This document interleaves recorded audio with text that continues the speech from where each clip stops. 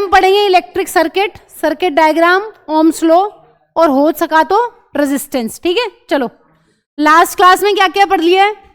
Potential difference पढ़ लिया है, इलेक्ट्रिक पोटेंशियल पढ़ लिया है ना, और करंट के बारे में पढ़ लिया और चार्ज के बारे में पढ़ लिया है। ठीक है, हाँ जी, कोई बताना चाहे अपनी श्रद्धा से 1 कूलाम क्या होता है? कोई अपनी श्रद्धा से बताना चाहे कि 1 कूलाम किसे कहते हैं तो आप बता सकते हो। 6.25 इंटू 10⁻⁸ 18 इलेक्ट्रॉन्स के पास जो चार्ज होता है मैम वो 1 कूलाम होता है। हाँ जी, अहिल 1 इलेक्ट्रॉन के पास कितना चार्ज होता है? 1.6 इंटू 10⁻⁻19 कूलाम। 1 इलेक्ट्रॉन के पास इतना है, तो ऑफ कोर्स अगर हम पूरा कैलकुलेट करते हैं तो 6.25 इंटू 10⁻18 इलेक्ट्रॉन्स बैठते हैं, 1 कूलाम चार्ज इनके पास होगा। हाँ जी, 1 एम्पियर क्या होता है हर्षिल?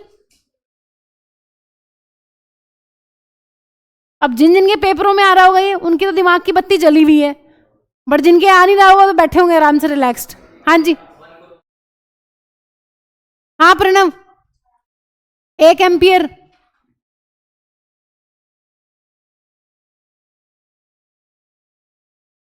आया नहीं था। हाँ, इसको बुखार हो गया था। हाँ जी, कौन बताएगा? हर्षिल।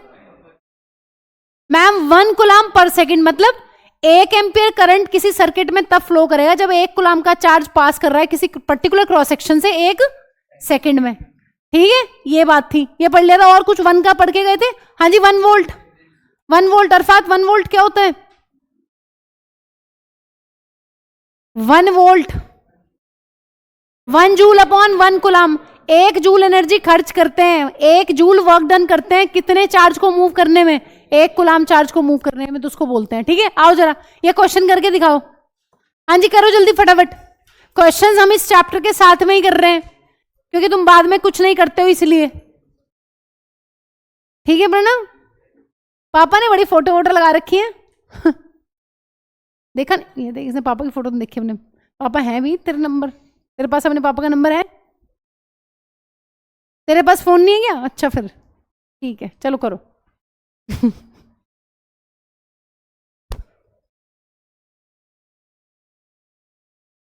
करो जल्दी। क्या हुआ? मैं क्या करूं? पेजेस छोड़ दे। तुम तीनों तुमने नोट्स कर लिए क्या? तुम कहाँ गए थे फिर छोड़ के? कौन से उस पे थे? कौन से उस पे थे ये बताओ। हाँ जी ऋषभ, एक्टिविटी 7.4 से ये बताओ कितने पेजेस छोड़ने हैं?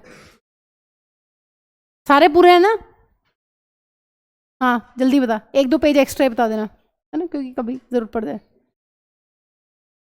रीजन रे फ्रेगमेंटेशन वाली है शायद।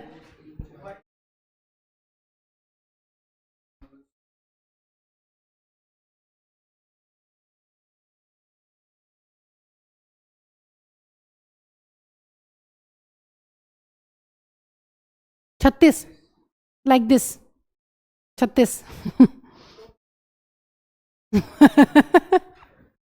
और 36 के बाद शुरू करो तुम तीनों, और नोट्स पूरे कर लो। जब तक मैथ्स की एक्स्ट्रा क्लास चल रही ना, अपने घर में बैठ के नोट्स पूरे कर लो, उसके बाद मैं तुम्हारी क्लासेस ले लूंगी साइंस की। नेक्स्ट वीक से मैं ही लूंगी एक्स्ट्रा। साइंस नोट्स पूरे कर लेना लेकिन, और तुम नोट्स वैसे पूरे कर लेते तो ये नहीं चल के दिया, इसको पता नहीं क्या हुआ बेचारे को। और भाई साहब आप अब रेगुलर रहें। सही कह रहा है आ जाओ चलो। है कहाँ? एग्जाम से पहले ले लूंगी, इनके पेपरों में आ रहा होगा। चलो ठीक है, देख लेंगे, बात कर लेंगे। आ जाओ जल्दी। हाँ जी, कितना आंसर आ रहा है मैम? इसने क्वेश्चन में क्या क्या गिवन है? अब अच्छा चुप हो जाओ बिल्कुल, क्योंकि बहुत बड़ा चैप्टर, टाइम लगेगा। हाँ जी, चार्ज कितना है? चार्ज है मैम 850 कूलाम। हाँ जी, एसआई यूनिट क्या होती है देव? चार्ज की एसआई यूनिट क्या होती है? कूलाम। तो 850 कूलाम क्या दिया हुआ है? चार्ज। अब ये कह रहा है if the current drawn by the device is इतना। हाँ जी, मिली एम्पियर को एम्पियर में कैसे कन्वर्ट करेंगे देव? Ma'am 10 into 10⁻⁻³ ampere.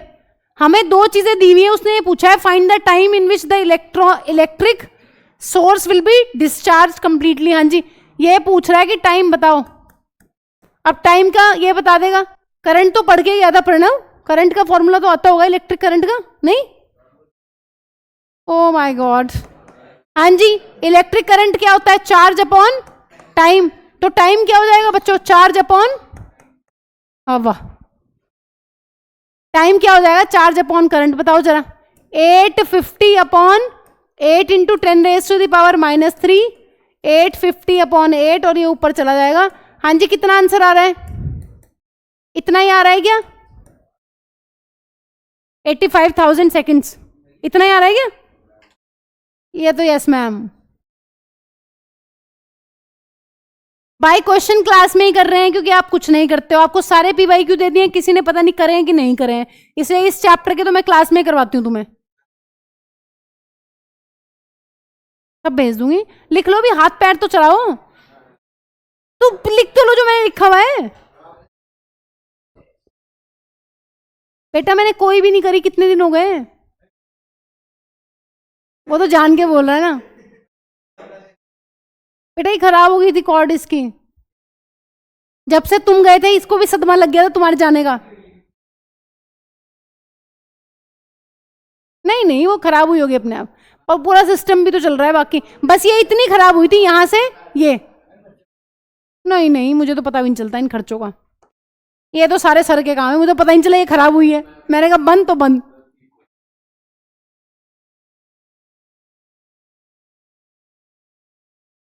ये मिली एम्पियर है, ये माइक्रो एम्पियर है। ये क्या हुआ? नहीं लिखा था क्या उस दिन क्लास में? छोटी यूनिट्स हैं, छोटी छोटी।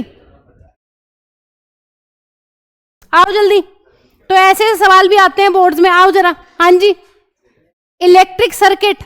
इलेक्ट्रिक सर्किट क्या चीज होती है? इलेक्ट्रिक सर्किट का मतलब है मैम एक रास्ता, एक बंद रास्ता और कॉन्टिन्यूअस रास्ता जिसके अंदर करंट क्या करता है? फ्लो करता है। हाँ वो मैं बाद में मैंने ऐड किया हुआ है, लेकिन मैंने इनके बाद ऐड किया हुआ है उसको क्योंकि उसमें टाइम लगेगा थोड़ा सा है भाई।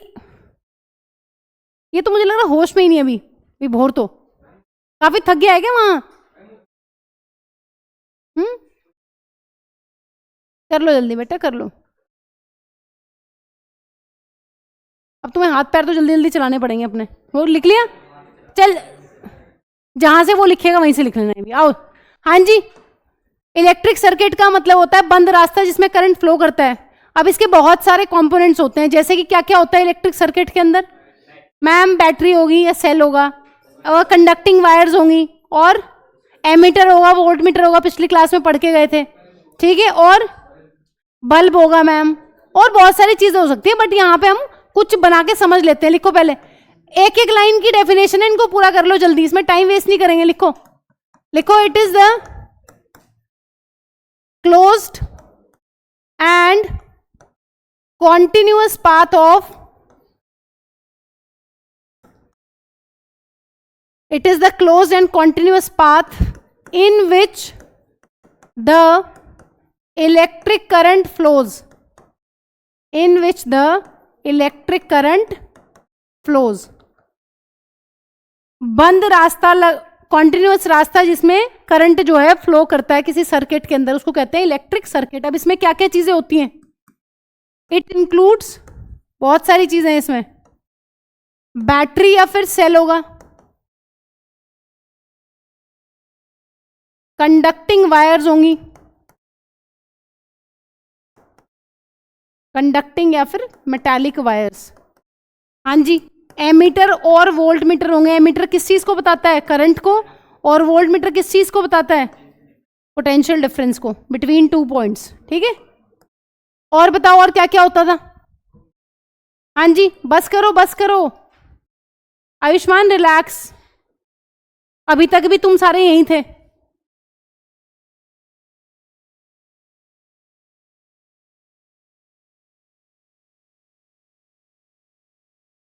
बल्ब, ठीक है, इसका मतलब इलेक्ट्रिक सर्किट की डेफिनेशन होगी ये पूरी की पूरी। जब तक ये पूरा नहीं लिख लोगे नंबर कटकुटा जाएंगे तुम्हारे। ठीक है, तो तुम्हें ये ध्यान रखना है कि भाई बंद रास्ता, जिस रास्ते पे करंट फ्लो करता है। ठीक है, और एक क्या लगा देंगे यहाँ, एक स्विच भी लगाई लो लगे हाथ। ठीक है, उसी से तो बंद करोगे सर्किट, क्लोज करोगे तभी तो करंट फ्लो करेगा। अभी बना रहे हैं इसका डायग्राम। हाँ वही स्विच प्लग की एक ही बात है। लिख लो एक ही, कोई भी कोई भी एक लिख देना, कोई बात नहीं है, एक ही बात है। किसमें? सेल एक सिंगल यूनिट है और बैटरी कॉम्बिनेशन है। अकेले उसकी पावर नहीं बनेगी, सेल आता है 1.5 वोल्ट का, कम पड़ेगी है ना, सर्किट के अकॉर्डिंग देखनी पड़ेगी है? हाँ नहीं, अगर करंट कम चाहिए तो सेल लगा लो, कोई दिक्कत नहीं है, लेकिन नहीं तो कॉम्बिनेशंस लगा लो ऐसे। अभी बता रही हूँ आगे, अभी लगवाती हूँ, ठीक है। हाँ जी, ये सारी चीजें होती है इलेक्ट्रिक सर्किट में। अब एक इंपॉर्टेंट चीज ये है सर्किट डायग्राम। सर्किट डायग्राम क्या होता है?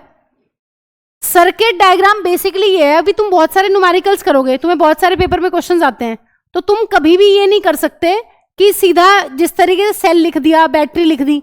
यहां पे हर एक कंपोनेंट के क्या है भाई, इनको चुप करना प्लीज, रिलैक्स, बातें बातें कर लेना, बातें यही है, बातें कहाँ जा रही हैं, डिस्टर्बेंस होती है। हाँ जी विनायक, तू भी इधर आ जा, क्योंकि तुम भी चुप नहीं बैठने वाले हो। बेटा पढ़ाना भी है, इनके पेपर भी, इनके पेपरों में भी आ रहे चैप्टर। हो जाएगी तुम्हारी एक दिन बातों वाली क्लास, कर लेना बातें।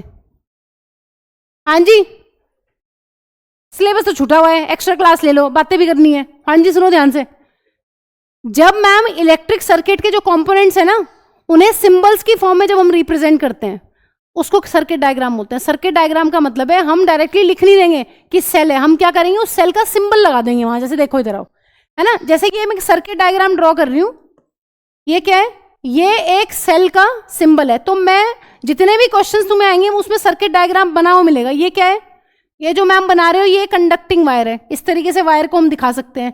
और बल्ब को कैसे दिखाते हैं, इस तरीके से, ये सिंबल है बल्ब का, ठीक है। एमीटर, एमीटर को इस तरीके से जोड़ते हैं, ये एमीटर का सिंबल है। अभी हमने सिंबल्स लिखने हैं, सिंबल्स पे भी बहुत सवाल आते हैं, ठीक है। और मैम इस तरीके से यहां ये लगेगा हमारा स्विच। अभी हम देखते हैं कि किस तरीके से स्विच बंद है, करंट फ्लो कर रहा है कि नहीं कर रहा है। तो देखो, जब हम किसी सर्किट डायग्राम को इस इलेक्ट्रिक सर्किट के जितने कंपोनेंट्स थे उन्हें हम इस तरीके से सिंबल्स की फॉर्म में लिखते हैं, तो इसको हम लोग बोलते हैं सर्किट डायग्राम। ये है, ठीक है। ये क्या है, ये सेल है मैम, ये मैम स्विच है, और स्विच है अपना क्लोज। क्लोज का मतलब होता है कि करंट फ्लो कर रहा है, करंट जीरो नहीं है। करंट कहां से कहां फ्लो करता है, हाँ जी कौन बताएगा, पिछली क्लास में पढ़ के गए हो। पॉजिटिव टर्मिनल से बैटरी या सेल के नेगेटिव टर्मिनल की तरफ जो करंट है फ्लो करता है। इलेक्ट्रॉन्स कहां से कहां फ्लो करते हैं, नेगेटिव से पॉजिटिव, ठीक है। तो इसका मतलब इस केस में ये बल्ब क्या कर रहा होगा मैम, ये बल्ब जो है, अगर इस सर्किट को हम ध्यान से देखें, यहां पर ये सर्किट कंप्लीट है, करंट इसमें फ्लो कर रहा है, स्विच ऑन है, इसका मतलब बल्ब क्या कर रहा होगा, ग्लो। और एमीटर भी कुछ रीडिंग दे रहा होगा। अब एक इंपॉर्टेंट चीज सुन लो, वैसे मुझे आगे भी तुम्हें ये चीज बतानी है बट अभी सुन लो। पॉजिटिव टर्मिनल होता है ना जो बैटरी या सेल का, उससे हम एमीटर के पॉजिटिव को कनेक्ट करते हैं, और जो नेगेटिव टर्मिनल होता है बैटरी या सेल का, उसको हम एमीटर के नेगेटिव से कनेक्ट करते हैं। ये कनेक्शन सारे तुम्हें आने चाहिए, क्योंकि कई बार ऐसा क्वेश्चन भी आता है कि बताओ इनमें से कौन सा सही से नहीं जुड़ा हुआ है, ठीक है। तो ये बात तुम्हें पता होनी चाहिए। वोल्ट मीटर कैसे लगता है, वोल्ट मीटर मैम हमेशा लगता है पैरेलल में, पिछली क्लास में लिख के गए थे। तो मैंने कैसे बनाया, ऐसे बनाया, देखो ये बल्ब है और ये लगाया वोल्ट मीटर इसके पैरेलल में, ऊपर लगा लो चाहे नीचे से लगा लो, ठीक है। पैरेलल का मतलब अभी आगे समझेंगे, बहुत सारी चीजें हैं जो हमें आगे आने वाले लेक्चर्स में पढ़नी है, ठीक है। तो बनाओ जरा एक सर्किट डायग्राम और इसकी एक डेफिनेशन लिखो छोटी सी। अभी हम छोटी छोटी डेफिनेशन ही पढ़ रहे हैं, इन्हें देखते देखते चैप्टर हमारा आगे बढ़ जाएगा, पता भी नहीं चलेगा कब।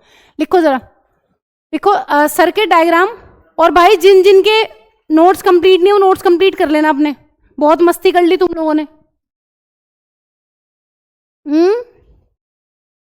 भेज दूंगी मैं, नोट्स भेज दूंगी, तुम कल ही मांग लेते हैं मुझसे। कल क्या किया तुम लोगों ने, कोई मैसेज तो टाइप कर रहा था विभोर की साइड से, फिर आए नहीं, लेकिन मैसेज विभोर क्या कर रहा था, हाँ कॉल, वो तूने करवाया था कॉल, तो तुम वहां जाके मुझे याद कर रहे थे कैंप में, बताओ। एक दिन रात को 10 बजे भी फोन आ रहा था, वो भी तुम ही थे क्या? हाँ 10 बजे आ रहा था एक दिन रात को, वो तुम नहीं थे? 10 बजे क्या हो गया था भाई, मेरा घर बार भी है, बच्चे हैं मेरे, हैं। हाँ 10 था शायद।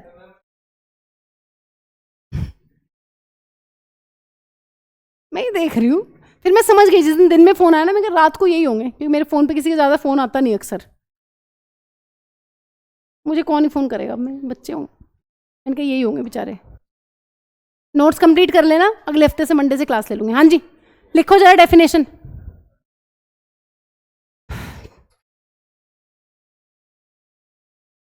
लिखो, इलेक्ट्रिक सर्किट मे बी या can be represented by a diagram. जल्दी लिखो तुम तो बहुत टाइम वेस्ट करवा रहे हो। A circuit can be represented by a diagram that uses symbols for the elements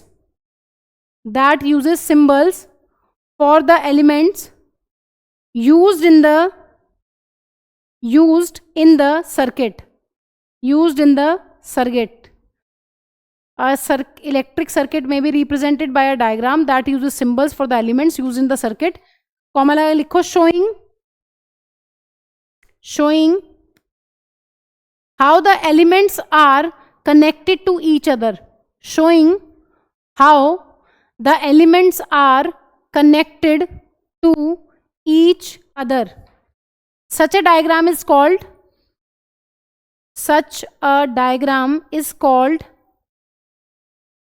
circuit diagram. Such a diagram is called circuit diagram.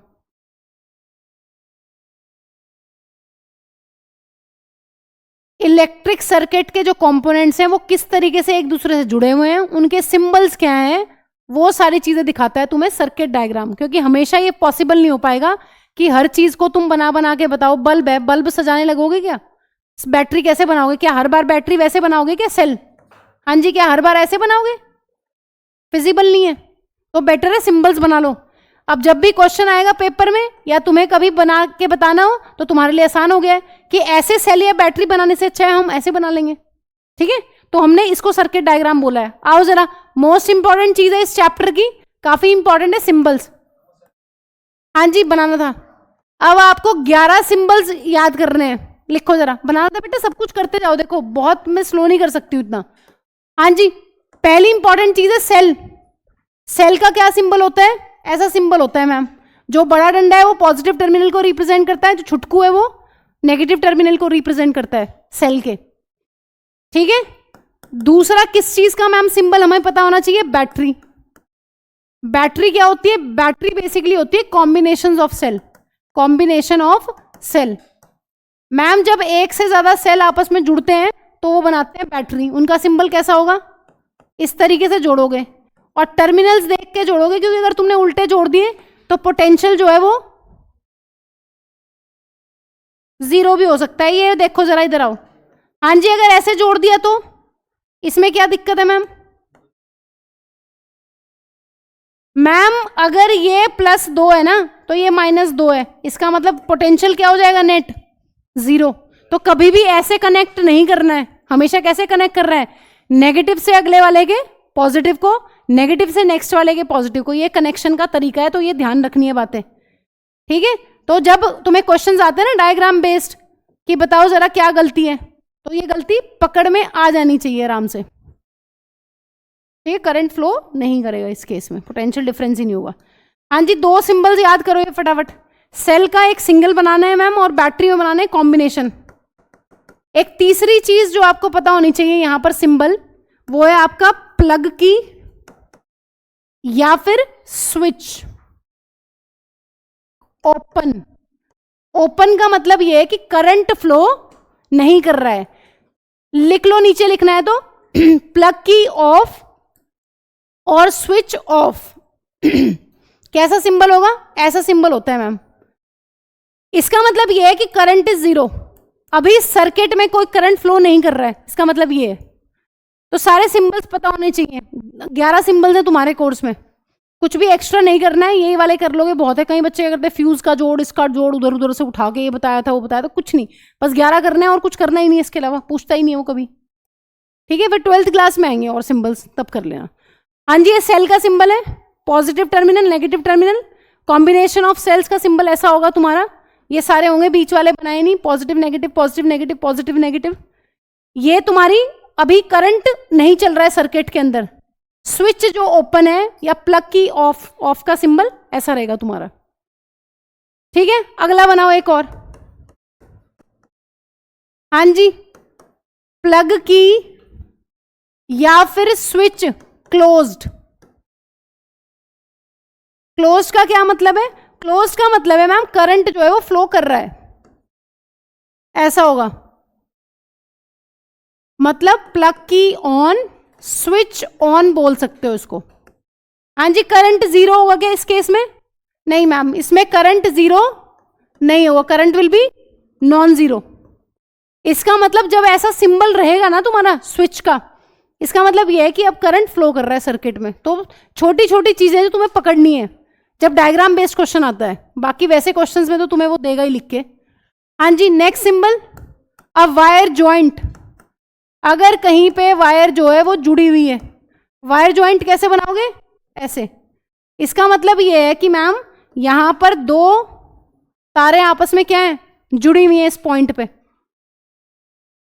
क्या मतलब है इसका? इसका मतलब ये, अगर करंट यहां से चलेगा ना, हाँ जी, अगर करंट यहां से एंटर कर रहा है तो कुछ इधर चला जाएगा, कुछ इधर चला जाएगा। इसका मतलब ये है, वायर जुड़ी हुई है मतलब करंट जो है वो डिस्ट्रीब्यूट होगा। नेक्स्ट, अ वायर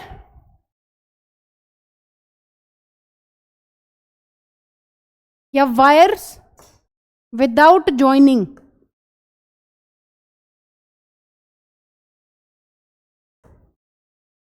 अगर दो तारें हैं एक दूसरे के ऊपर से जा रही हैं बट वो आपस में क्या है, ज्वाइंट नहीं है, तो कैसे बनाओगे? तो ऐसे। ठीक है, इसका मतलब क्या है? इसका मतलब ये है मैम कि अगर यहां से आई करंट जा रहा है ना, तो आई करंट ही यहां से चला जाएगा, और अगर इससे आई डैश करंट जा रहा है तो वो सीधा आई डैश चला जाएगा, क्योंकि इन वायर्स के बीच में कोई कनेक्शन नहीं है, तो करंट इधर उधर नहीं जाएगा, करंट सीधा उसी वायर से जाने वाला है। लेकिन यहाँ पर वायर ज्वाइंट था, इसलिए करंट क्या होगा, वो डिस्ट्रीब्यूट होगा। तो ये सारे सिंबल्स ढंग से बना लो, खुले खुले बड़े बड़े अपने आराम से, बहुत छोटा मोटा बनाने की जरूरत नहीं है, ताकि खुद को ही नहीं दिख रहा थोड़े दिनों बाद। और जिस जिसके जो जो नोट्स पूरे नहीं है अपने नोट्स पूरे कर लो। पार्थ, पूरे हुए नोट्स सारे? कब होंगे भाई? पूरे कर ले, या मन नहीं है? क्योंकि यहाँ मन से ही बहुत लड़ाई चलती रहती है ना, मन नहीं है मन नहीं है। ऋषभ, तुम्हारे स्कूल में कौन सा फंक्शन आ रहा है? वो क्या होता है? एनुअल फंक्शन टाइप है क्या? और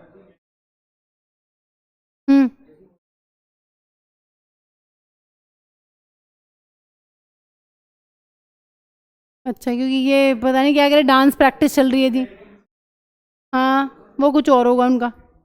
मैं क्या भाई, कितना नाचोगे? पूरे साल डांस ही नहीं खत्म हो रहा। टीचर्स डे पे कौन नाच रहा है? टीचर ही नाचेगा। हम्म हम्म मुझे लग रहा है स्पोर्ट्स डे कुछ होगा। हाँ जी, आओ जरा नेक्स्ट। एमीटर कौन से नंबर का सिंबल है? कितने हो गए? 7वां है, 6ठा है? करो जल्दी। एमीटर। हाँ जी, एमीटर क्या बता रहा था? एमीटर बताता है करंट। सिंबल ऐसा है, गोले में ए लिख लो और ऐसे, ये पॉजिटिव ये नेगेटिव। हाँ जी, next volt metre.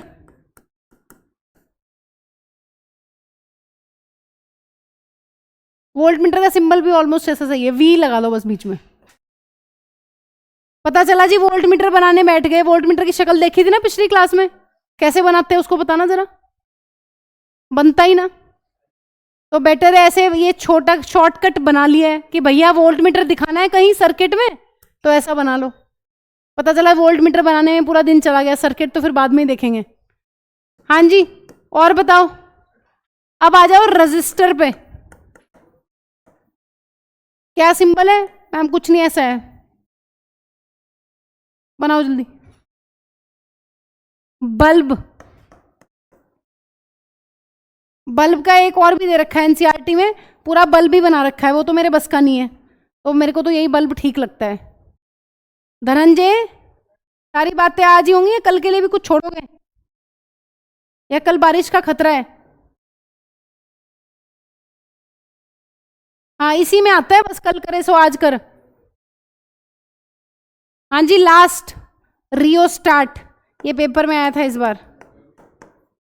रियोस्टाट, variable resistance.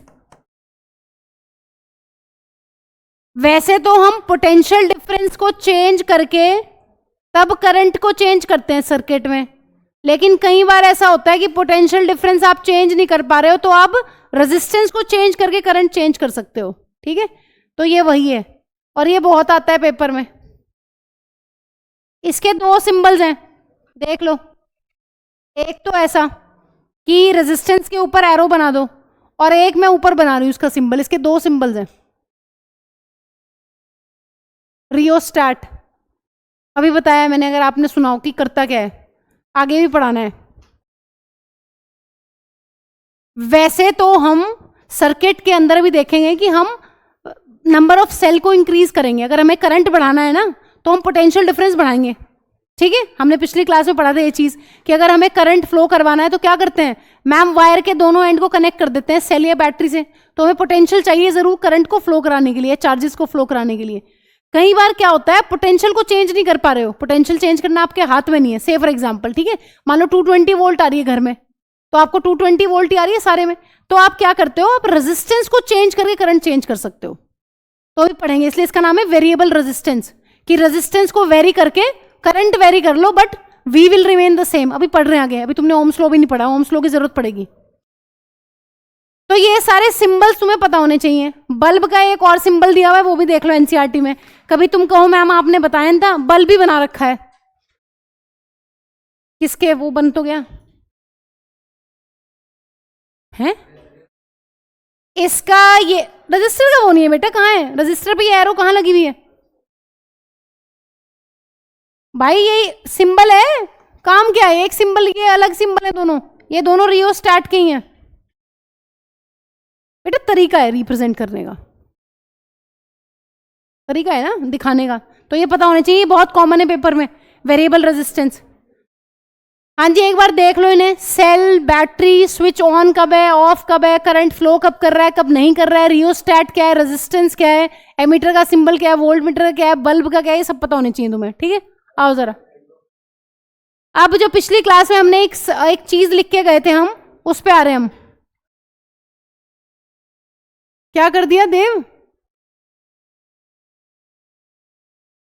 तो 11 ही तो थे, मैं तो 11 कहा था। 11 भाई, इनसे आखिरी वाला नहीं बन रहा। या छोटे बच्चे नहीं होते, वो ABCD कैसे लिखी जाएगी, वही हालत है तुम्हारी। कभी कभी वो हालत हो जाती है। आधों ने लिख लिया है, एक दो को दिक्कत है बस। किस चीज में बनेगा कैसे? आओ इधर, ऋषभ देख रहे हैं ना, ऋषभ का ध्यान नहीं रहता है क्लास में। अब बन रहा है कि नहीं? ये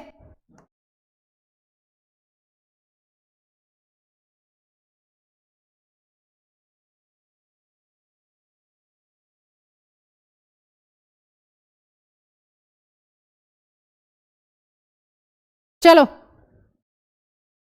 आओ जरा। अब पिछली क्लास में वैसे तो तुम्हें आएगा तो बहुत, अभी थोड़े दिनों बाद समझ में आएगी वाली चीज, जब हम सीरीज और पैरेलल पढ़ेंगे, बट फिर भी इसकी जगह यही है, यहीं पे नोट्स में सेट कर लेते हैं इसको। आओ जरा। पिछली क्लास में हमने ये पढ़ा था कि एमीटर किस चीज को नापता है, इलेक्ट्रिक करंट को। अगर किसी भी सर्किट में करंट देखना है, किसी भी ब्रांच में सर्किट की करंट को देखना है, तो वहां एमीटर लगा दो, वो हमें करंट बता देता है। दूसरी इंपॉर्टेंट चीज हमने ये पढ़ी थी, करंट इसको एमीटर को लगाते कहाँ है, सीरीज में कि पैरेलल में?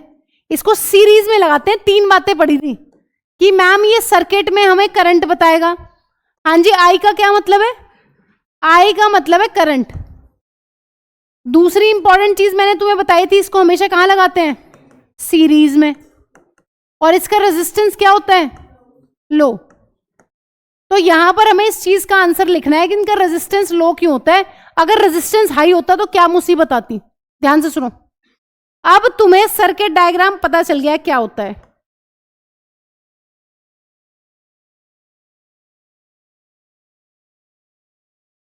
बताना जरा, सर्किट में करंट फ्लो कर रहा है कि नहीं कर रहा? तो बल्ब जल रहा होगा बेचारा, फिलामेंट भी ठीक ही है बल्ब का। सवाल ये है कि सीरीज में क्यों लगाया है और लो रेजिस्टेंस क्यों है, दोनों का ऑलमोस्ट एक सा ही रीजन है। वही समझने की कोशिश करो, क्योंकि जब सीरीज और पैरेलल पढ़ेंगे वहां तो तुम्हें समझ में आ जाएगा, क्योंकि वहां पे तो मेन मुद्दा ये रहेगा करंट कहाँ सेम है, पोटेंशियल डिफरेंस कहाँ सेम है और ये वो। देखो अब करंट यहां से यहां फ्लो कर रहा है,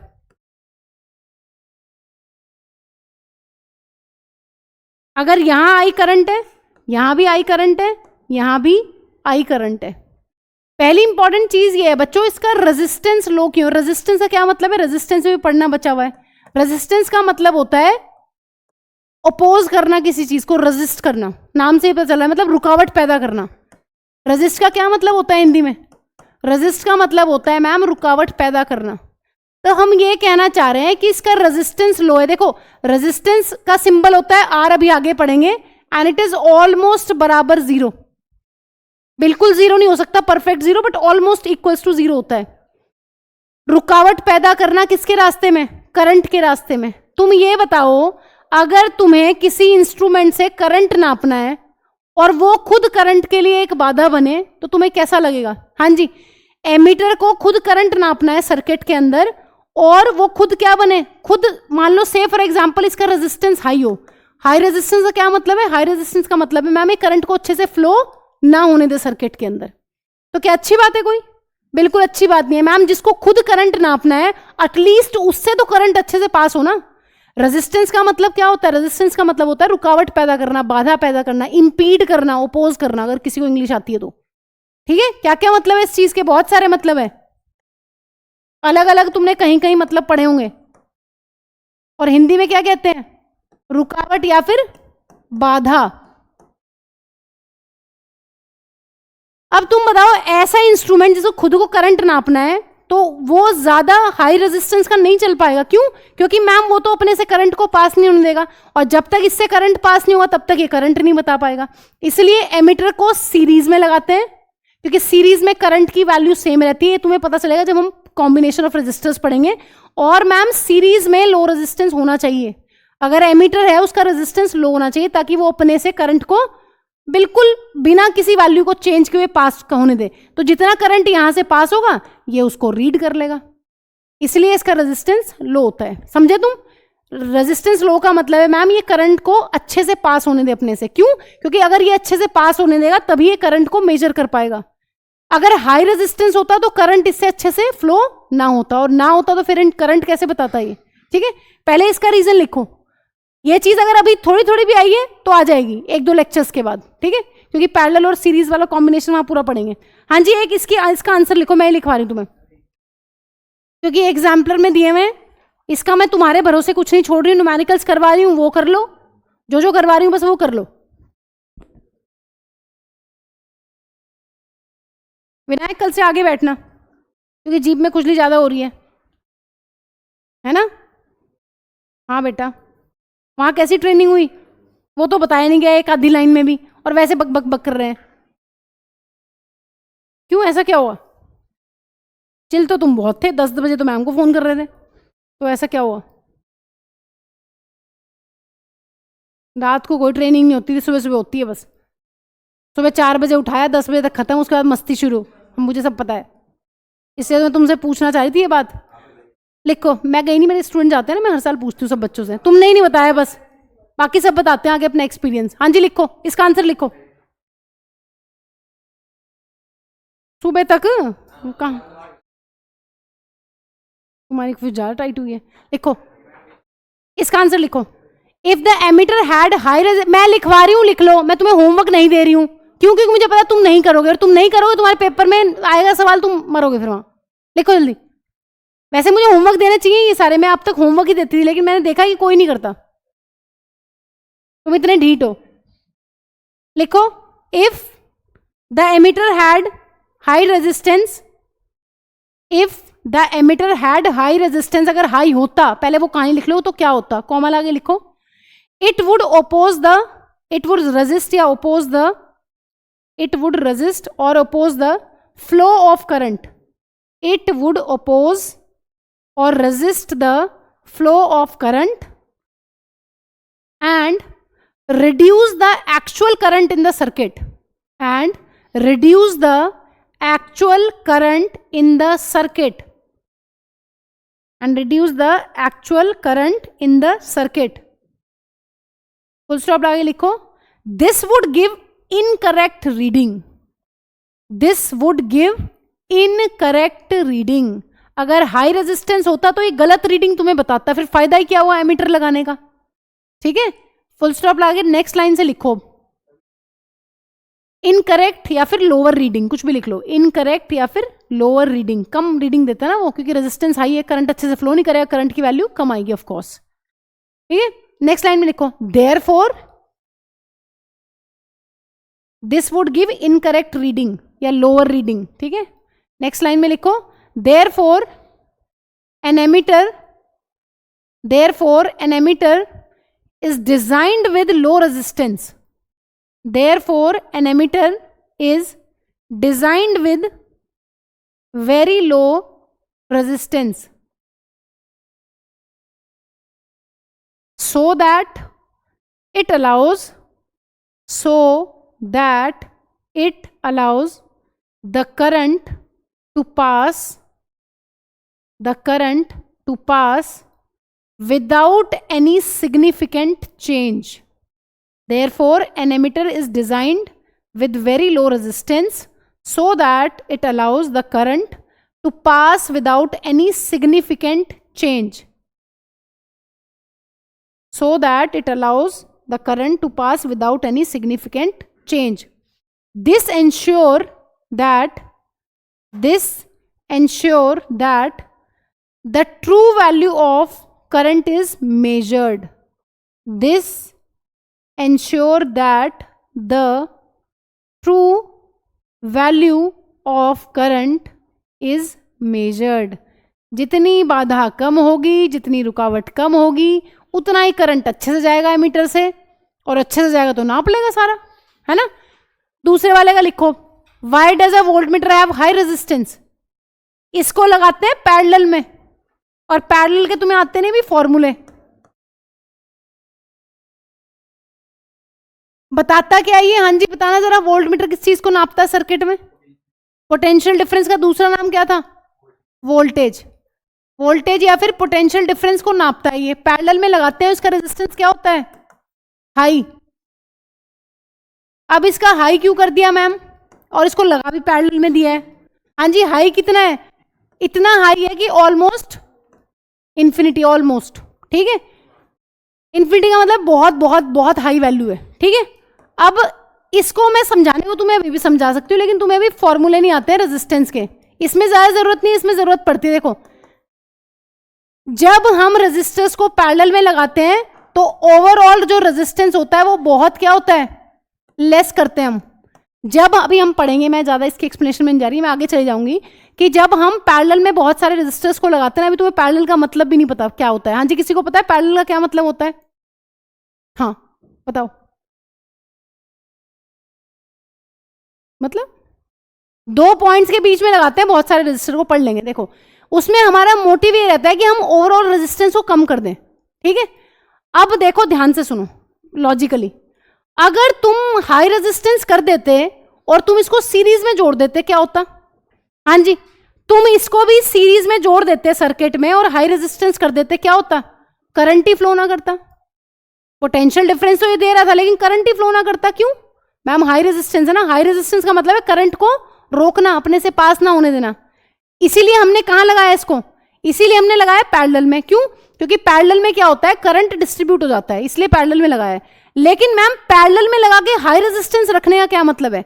जितना ज्यादा हाई रेजिस्टेंस होता है ना पैरेलल में, उतना ही नेट रेजिस्टेंस जो है वो कम होता है, ताकि करंट बहुत अच्छे से पास हो. ठीक है, ये चीज तुम्हें आगे समझ में आ जाएगी, तभी समझ में आएगी जब सीरीज और पैरेलल की पूरी पिक्चर तुम्हें पता होगी. ठीक है, इसलिए इसका आंसर यहां पे लिख लो, समझ आगे लेंगे, कोई इशू नहीं है. ठीक है, लिखो जरा इसका आंसर, मैं दे रही हूं आंसर भी. हाँ जी लिखो, if the voltmeter had low resistance, if the voltmeter had low resistance, a large amount of current would flow through it. If the voltmeter had low resistance, a large amount of current would flow through it, would flow through it. This would disturb the circuit, this would disturb the circuit and affect the reading. This would disturb the circuit and affect the reading or measurement. कुछ भी लिख लो, affect the reading or measurement. Hence, a voltmeter is made with very high resistance. Hence, a voltmeter is made with very high resistance so that it draws almost no current. So that it draws almost no current from the circuit. So that it draws almost no current from the circuit and potential difference across the component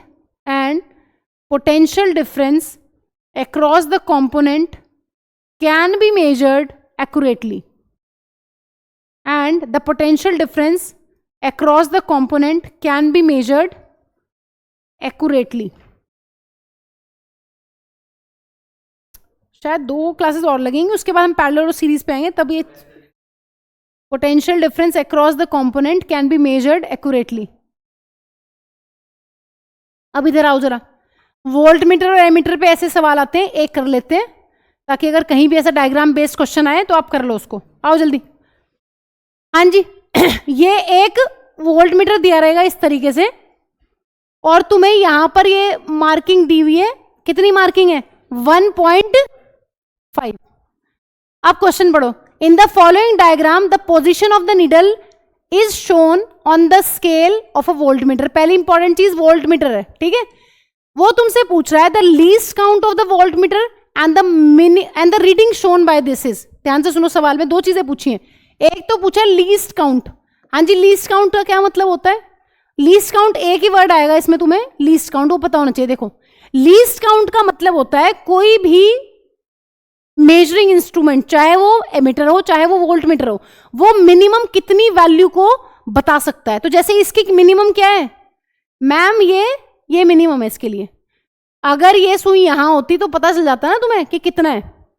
इसका मतलब least count का क्या मतलब है? Minimum amount of potential difference this can measure, ये voltmeter can major. ठीक है. अगर यहां एमीटर होता तो एमीटर में लीस्ट रीडिंग का क्या मतलब होता है? एमीटर में लीस्ट रीडिंग का मतलब होता है मैम कितना मिनिमम करंट ये एमीटर हमें बता सकता है. दूसरी चीज उसने बोली है कि इस डायग्राम को देख के देखो, इस डायग्राम में जो वोल्टमीटर है वो कितने पे पॉइंट कर रहा है, तो वो यहां पॉइंट कर रहा है. तो तुम्हें एक तो इसका लीस्ट काउंट बताना है, ये वाली चीज कि कितनी है, ये कितनी सब कम से कम वैल्यू मेजर कर सकता है, और एक तुम्हें ये बताना है कि ये कितना है जहां पे इसका एरो है अभी. हाँ जी. अब तुम्हें एक चीज पता है इसमें कि डिविजन्स पहले गिनो. हाँ जी, ऐसा सवाल बहुत कॉमन है एग्जाम में. कितने? 1 2 3 4 5 6 7 8 9 10. 10 डिविजन्स हैं. कितने में? 1.5 में. इसका मतलब एक डिवीजन कितनी है?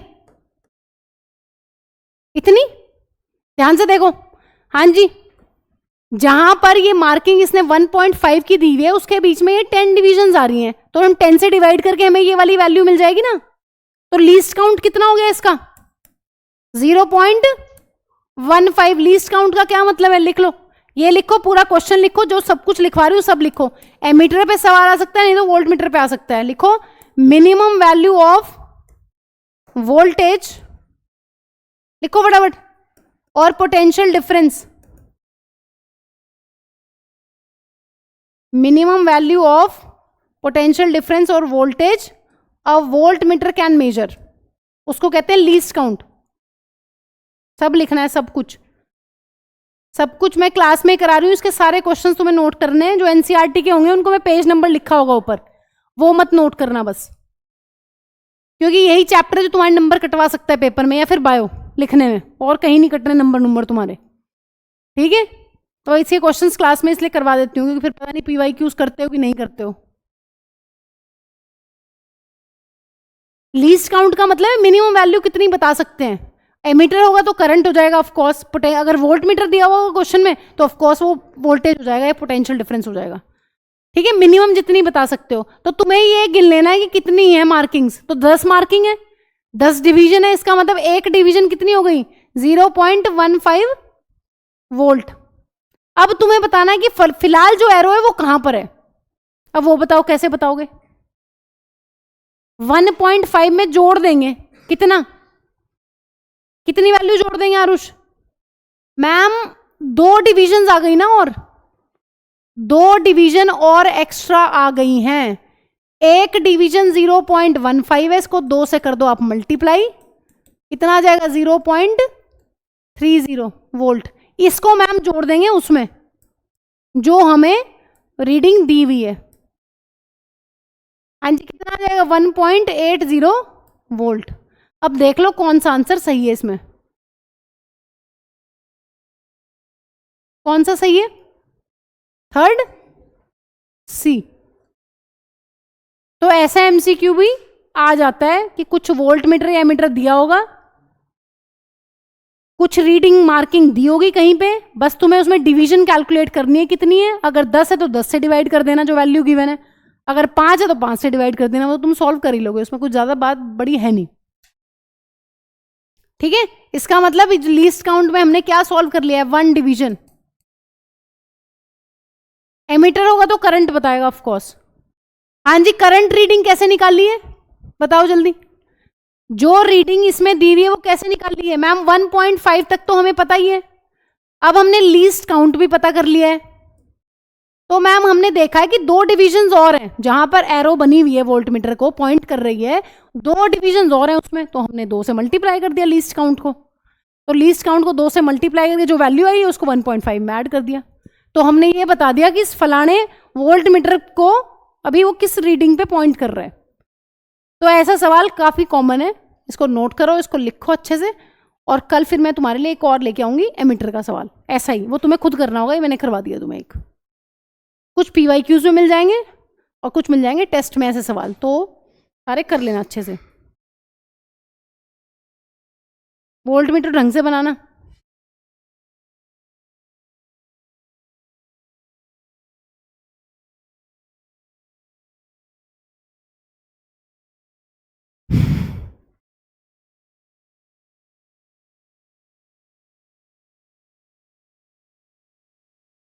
हाँ जी, ये बताना है कितना होगा।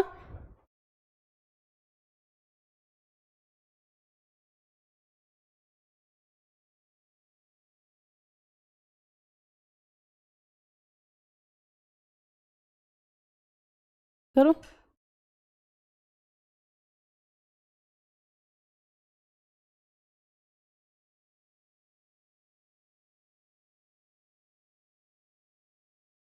ठीक है, तो देख लेना, कर लोगे ना, इसको नोट कर लो, फिर कल एक क्वेश्चन और प्रैक्टिस कर लेंगे। चलो आगे चलें, अब होगा भी नहीं बेटा तुम्हारा तो।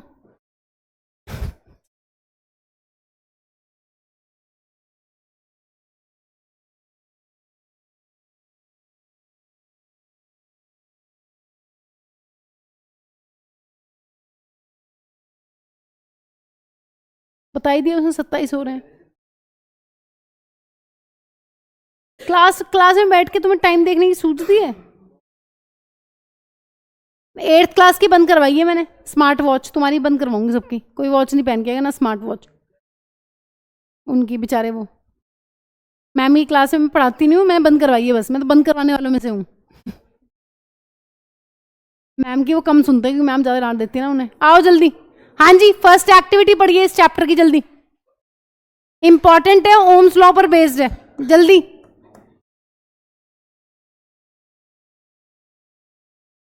पढ़ो एक्टिविटी फटाफट। Set up a circuit as shown in figure 11.2 maths की है, consisting of a nichrome wire, अभी सर होंगे ही नहीं। हाँ जी, XY ऑफ लेंथ, ये XY है, ये तुम्हारी क्या है, एक ये तुम्हारी एक नाइक्रोम वायर है। नाइक्रोम क्या होता है? एक एलॉय होता है, भी आगे पढ़ेंगे। एलॉय क्या होता है पिछले चैप्टर में पढ़ के आए, वो तो तुम लोग भी पढ़ के गए थे। हाँ जी, एलॉय क्या होता है? मेटल या मेटल के साथ मेटल का मिक्सचर, या फिर मेटल के साथ नॉन मेटल का मिक्सचर, ठीक है, होमोजीनियस मिक्सचर। तो वो कह रहा है कि नाइक्रोम वायर है, एक एलॉय की बनी हुई बहुत सारे वो मेटल्स है। कौन कौन से हैं? निकल, क्रोमियम, आयरन और मैंगनीज, इन सबको मिला के इस एलॉय की वायर है ये। अब वो ये तुम्हें कह रहा है कि एक एमिटर, एक वोल्टमीटर और 4 सेल, एक सेल का पोटेंशियल डिफरेंस 1.4 है। इसका मतलब बताना जरा। वो ले लो, अच्छा ले लो, लेने को बोल रहा है। पहले ध्यान से सुनो। हाँ जी, मैं ये तुम्हें होमवर्क भी दे सकती हूँ, घर से पढ़ के आना, लेकिन तुम पढ़ के नहीं आते हो, इसलिए चुप बैठ जाओ, आराम से सुन लो।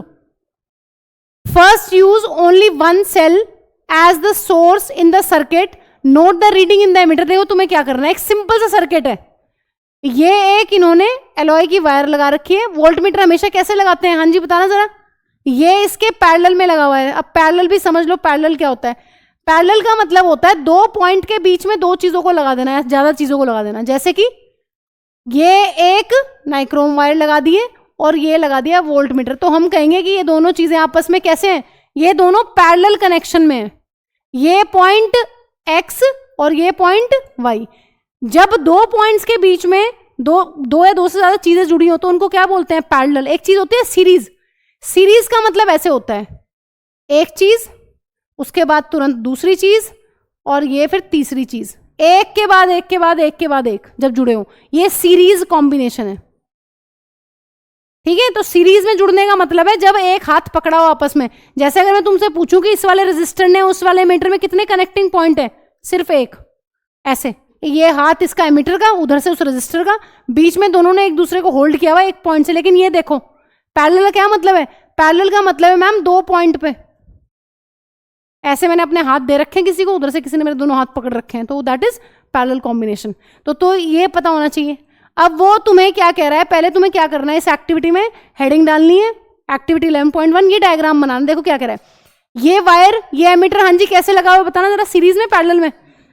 वोल्टमीटर, स्विच मैम यही लगा हुआ है सीरीज में। वो ये कह रहा है कि पहले तो एक सेल लगाओ और एमीटर की रीडिंग देखो कितनी आ रही है। फिर उसने तुमसे बोला है कि अब दूसरा सेल लगाओ, फिर रीडिंग चेक करो, फिर तीसरा सेल लगाओ, फिर रीडिंग चेक करो, फिर चौथा सेल लगाओ, फिर रीडिंग चेक करो।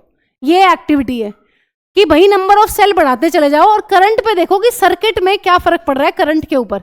तो आप इस एक्टिविटी को जब लैब में करते हो तो आप ये देखते हो कि जैसे जैसे पोटेंशियल डिफरेंस बढ़ा रहे हैं ना, तो करंट बढ़ रहा है। क्या देखने को मिलता है कि जैसे जैसे हमने पोटेंशियल डिफरेंस बढ़ाया, कितने की थी बैटरी बताना?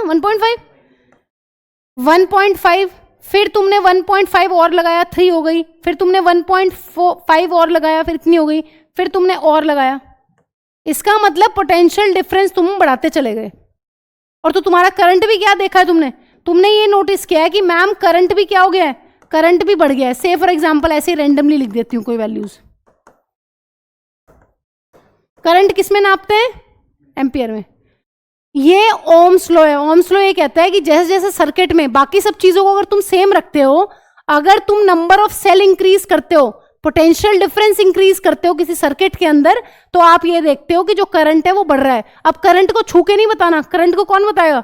करंट को एमीटर बताएगा। तो तुम क्या करो, सेल बढ़ाते चले जाओ, तो आप ये देखते हो कि करंट जो है वो बढ़ रहा है। लेकिन एक चीज क्या है, यहां पर कांस्टेंट रहती है। यहां पर अब इन दोनों का रेशो मैंने रैंडमली ले लिया है, वो सेम आएगा कि नहीं आएगा, मैं इनकी वैल्यूज को चेंज कर लेती हूं।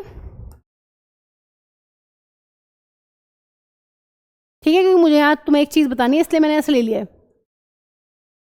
हाँ जी, पहला सेल जो लिया है वो है 0.4 वोल्ट का, दूसरा सेल जो लिया है वो भी है 0.4 वोल्ट का, और इस तरीके से करते करते ये मैंने 4 सेल लगाए, तो 1.6 वोल्ट पोटेंशियल डिफरेंस हो गया सर्किट के अंदर। और करंट की ये वैल्यूज है।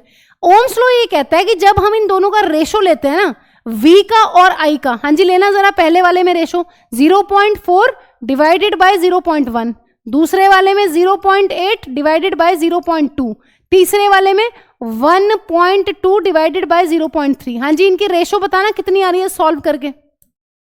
इन सब में अगर आप सॉल्व करोगे तो आंसर विल बी 4 4 4 4 4। और ये एक नई क्वांटिटी है, एक नया कांस्टेंट है जिसको हम कहते हैं रेजिस्टेंस। ध्यान से सुनो, ओम्स लॉ ये कहता है कि बाकी सारी चीजें सेम रखो, अगर तुम्हें किसी सर्किट के अंदर करंट इंक्रीज करना है ना, तो आप क्या करो, आप वहां पर नंबर ऑफ सेल को क्या करते चले जाओ, इंक्रीज। अगर आप सेल को इंक्रीज करोगे, पोटेंशियल डिफरेंस इंक्रीज करोगे, तो आपका करंट भी क्या होगा बच्चों, करंट भी सर्किट के अंदर होगा इंक्रीज। यही है ओम्स लॉ। ओम्स लॉ ये कहता है potential difference is directly proportional to the current in the circuit. और इन दोनों का जो रेशो है दैट इज अ कांस्टेंट। इन दोनों का रेशो, पोटेंशियल डिफरेंस और करंट का जो रेशो आता है निकल के एक्सपेरिमेंटली, वो सेम रहता है हमेशा किसी भी एक एक्सपेरिमेंट में, जब तक आप इसके साथ छेड़खानी नहीं कर रहे हो। इसके साथ आप छेड़खानी कर सकते हो, भी करेंगे। एक एक्टिविटी छोड़ के इसकी जो थर्ड एक्टिविटी है उसमें हम कभी इसकी लेंथ को लंबा करके देखें, कभी इसको मोटा कर देंगे, कभी मटेरियल चेंज कर देंगे, तो तब ये चीज चेंज हो जाएगी। ठीक है, 2 बातें लिखो जल्दी। ओम्स लॉ, कुछ ने तो पैकिंग भी कर ली थी। हाँ जी, ओम्स लॉ, एक्टिविटी 11.1, डायग्राम बनाओ पहले जल्दी। अब प्रणव कहेगा बन नहीं रहा, बना दो मैम, दिक्कत सी हो रही बनाने में। चलो जल्दी डायग्राम बनाओ पहले, और फिर ये टेबल बनाओ।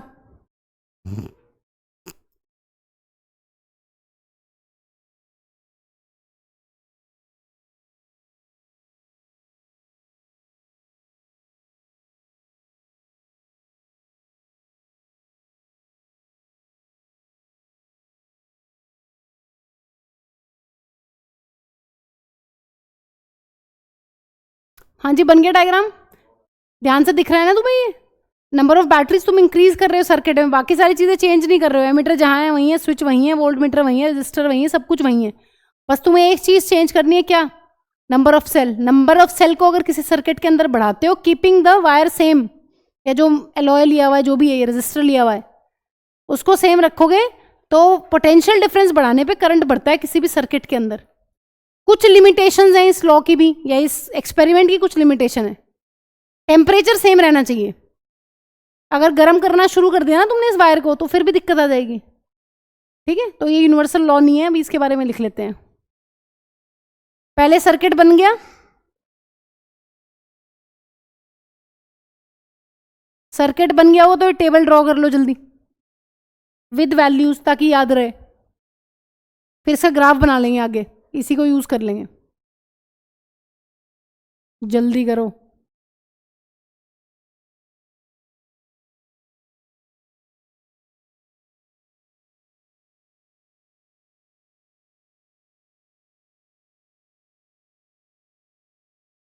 और एग्जाम्स के बाद तुम्हारे इन दोनों चैप्टर्स का फिर टेस्ट होगा, रिप्रोडक्शन का भी ड्यू है भी तुम्हारी तरफ, और ये तो हो ही जाएगा पूरा तब तक। तो पेपर हाफ फील्ड खत्म कर लो अपने, फिर देना। चलो बना के इसको जाओ फिर मैथ्स की क्लास के लिए, कल करेंगे। हैं वैल्यूज ये ले लो, हाँ कोई दिक्कत नहीं है, ले लो, क्योंकि इससे आसानी से निकल रहा है ना।